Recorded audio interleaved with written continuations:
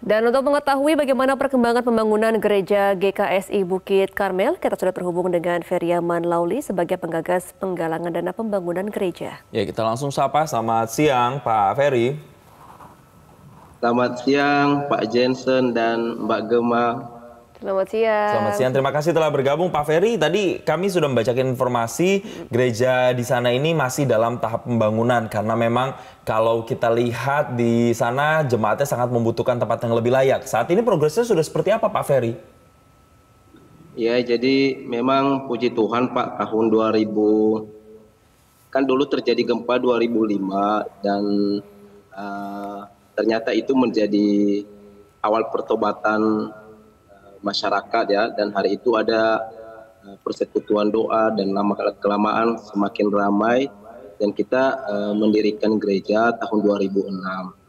Tapi karena bahannya itu dari kayu-kayu yang tidak berkualitas, karena posisi saat itu 2006 pasca gempa bumi itu kondisi ekonomi juga sangat sulit ya, sehingga hanya seadanya saja.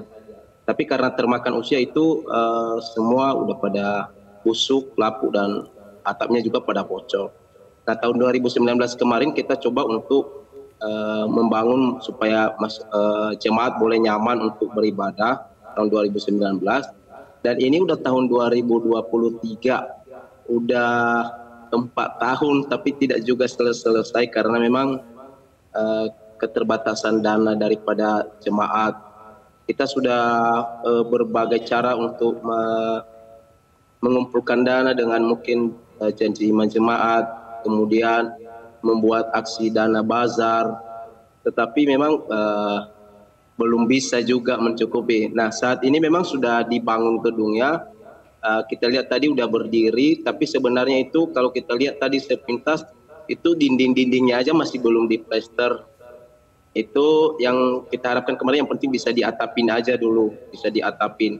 Nah, ini posisi di dalam hari itu masih memang masih apa adanya aja, dan kita berharap dengan ada uluran tangan dari saudara semua setanah air boleh membantu kami untuk menyelesaikan ini. Yang prioritas saat ini sih ya untuk halaman depan, kemudian pagar, supaya kan itu kan tadi tinggi ya tebingnya, anak-anak jangan jatuh di bawah, kemudian gudang, kamar mandi, dan finishing bagian dalam. Nah, memang kita membutuhkan uang sekitar 200 juta. Itu pintu utamanya juga belum dipasang, masih kayu lapuk itu karena belum ada dana. Begitu Pak Jensen dan Gema. Ya, Pak Ferry, waktu pembangunan awal-awal 4 tahun yang lalu, dari mana saja dana yang sudah terkumpul, Pak? Awalnya dari janji iman para jemaat, kemudian hari itu kita bikin bazar, Pak. Kita bikin makanan lalu kita jual di kota. Kemudian contoh kalau lagi musim buah-buahan, musim durian, kita bikin dodol kerjasama lalu kita jualin. Tadi akan ada foto tadi pas itu lagi jual dodol itu sama orang-orang yang ada di kota. Kemudian kalau ada pesanan di luar kita kirim.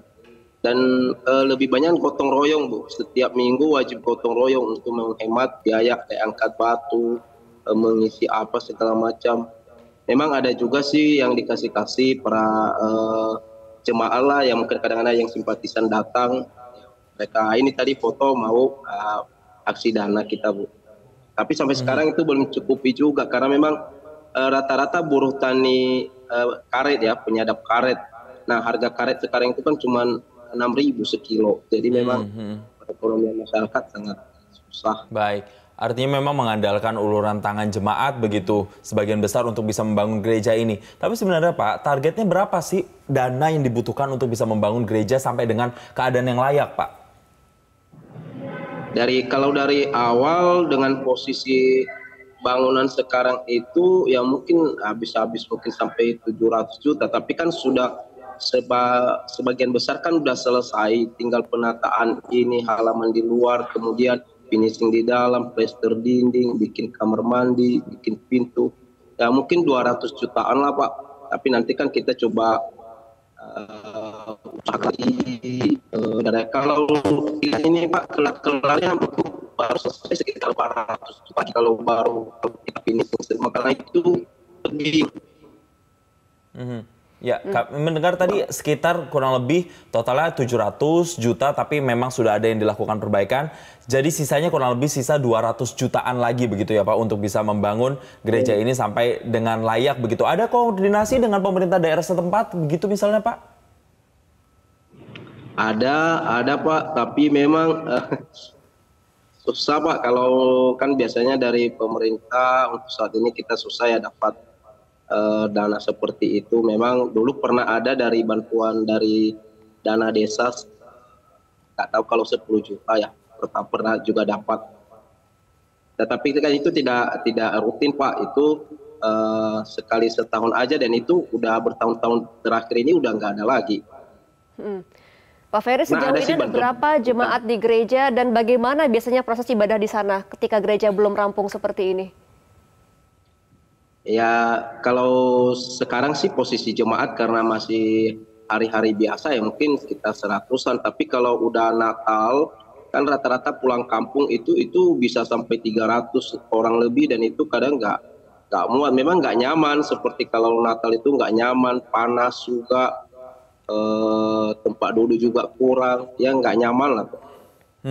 Memang jadi selain ingin mewujudkan kenyamanan, tapi juga keamanan itu sendiri bagi jemaat untuk bisa berkegiatan dan beribadah di sana, itu yang juga menjadi kunci utama dan masih terus diupayakan. Kita doakan semoga banyak tangan-tangan baik di luar sana yang tergerak hatinya untuk bisa membantu jemaat agar rumah ibadah di sana bisa segera terbangun. Sekali lagi terima kasih atas informasinya Pak Ferry Aman Lauli, penggagas penggalangan dana pembangunan gereja di sana, telah bergabung bersama kami di Newsline.